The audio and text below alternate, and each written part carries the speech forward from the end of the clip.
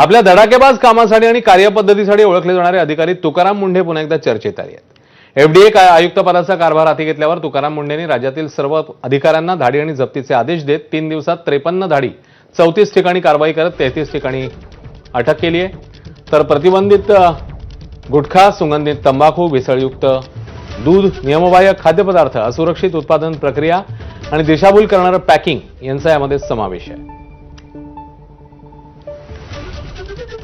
तर एफडीएने कुठे कुठे आणि कशी कारवाई केली ते बघूया। जळगावच्या धरमगावातील भवरखेडामध्ये कारवाई केली आहे।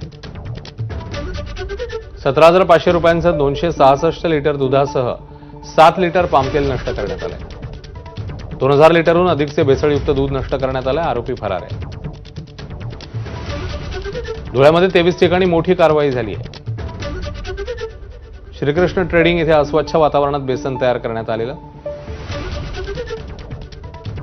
बेसनाचा तब्बल 1,40,00,000 रुपयांचा साठा जप्त करण्यात आला। ठाण्यात अन्न आणि औषध प्रशासनाने मोठी कारवाई केली।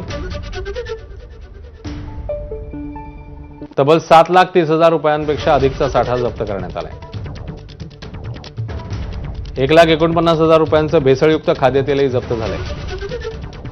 93,830 रुपयांचं भेसळयुक्त फरसाण, 2,06,800 रुपयांचं भेसळयुक्त तूप हे जप्त झालंय। 8,190 रुपयांचं भेसळयुक्त हाका नूडल्स आणि 17,100 रुपयाचं भेसळयुक्त ताडीही जप्त झाली आहे।